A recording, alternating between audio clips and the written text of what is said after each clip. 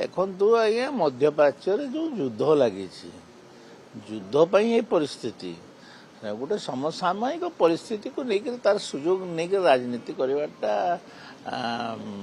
BJD Congress ଛାଡ଼ନ୍ତୁ ସେମାନେ କ'ଣ ଜାଣିନାହାନ୍ତି କାଲି ପରା ସେମାନେ ମଧ୍ୟପ୍ରାଚ୍ୟର ଯୁଦ୍ଧ କଥା ବିଧାନସଭାରେ ଉଠାଉଥିଲେ ଏ ଯୁଦ୍ଧ ସମୟରେ ଗ୍ୟାସ୍ କୋଉଠୁ ଆଇବ ସବୁ ରାସ୍ତା ତ ବନ୍ଦ କରିଦେଇଛନ୍ତି ତ ଏଇଟାକୁ ଟିକେ ଆଡଜଷ୍ଟ କରିବାକୁ ପଡ଼ିବ ଆମକୁ ଆଉ ଆଡଜଷ୍ଟ ନ କରିବା ଗୋଟେ ସଙ୍କଟ ସମୟରେ ତ ଆଡଜଷ୍ଟ ହବ ନା ଆଉ ତଥାପି ଆମେ ଏଇ ଯେଉଁ ମାନେ ଚେଷ୍ଟାରେ ଅଛୁ କେନ୍ଦ୍ର ସରକାର ଚେଷ୍ଟାରେ ଅଛନ୍ତି ଯେମିତି ଗ୍ୟାସର ବିତରଣକୁ ଠିକ୍ ଭାବରେ କରିପାରିବେ ଆଉ ମୁଁ ତ ଏଇଟା କହିବି ଯେ ସେମାନେ ଧୈର୍ଯ୍ୟ ଧରନ୍ତୁ ଏ ସମସ୍ୟାରେ ସରକାର ନିୟନ୍ତ୍ରଣ କରିବା ତାଙ୍କର ଧର୍ମ ସେ କହୁଛନ୍ତି ଯେ ବିରୋଧୀ କହୁଛନ୍ତି ସରକାର ନିୟନ୍ତ୍ରଣ କରିବା ତାଙ୍କର ଧର୍ମ ହଁ ରେଟ୍ ମଧ୍ୟ ବୃଦ୍ଧି ପାଉଛି ଶୁଣ ଆଉ କଳା ବଜାରୀ ମଧ୍ୟ ହଉଛି ହଁ କଳା ବଜାରୀ ଆଜ୍ଞା ଆପଣ ଏଇଟା ଯେଉଁ ଅଛି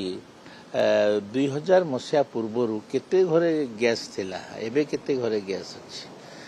ଗୋଟିଏ ଗ୍ୟାସ୍ ସିଲିଣ୍ଡର ପାଇବା ପାଇଁ ପୁରା ଲାଞ୍ଚ ଦେବାକୁ ପଡ଼ୁଥିଲା ସେ କଥାଟା କାହିଁ ଭୁଲି ଯାଉଛନ୍ତି ସେମାନେ ତ ବହୁତ କିଛି ପରିବର୍ତ୍ତନ ହେଇଛି ଆଜି ଘରେ ଘରେ ଗ୍ୟାସ୍ ଆସିଯାଇଛି ଉଜ୍ଜଳା ଗ୍ୟାସ୍ ଆସିଛି ବହୁତ ଏମିତିଆ ବି ଆପଣ ଆପ୍ଲାଏ କଲେ ଗ୍ୟାସ୍ଟେ ମିଳିଯାଉଛି ଏଇଟା କ'ଣ ସମ୍ଭବ ଥିଲା କି ଗୋଟିଏ ଦିନ ଯେ ମାନେ ଯେଉଁ କଥା କରିପାରିନାହାନ୍ତି ଆମେ ସେଟା କରିକି ଦେଖେଇ ଦେଇଛୁ ନା ଆଉ ଯେଉଁଟା ସେମାନେ ଏବେ କହୁଛନ୍ତି ସେମାନେ କ'ଣ ଜାଣିନାହାନ୍ତି ଯେ ମଧ୍ୟପ୍ରାଚ୍ୟରେ ଯୁଦ୍ଧ ଚାଲିଛି ବୋଲିକି ଯୁଦ୍ଧ ଟିକେ କମିଯାଉ ପୁଣି ଥରେ ନର୍ମାଲ ହେଇଯିବ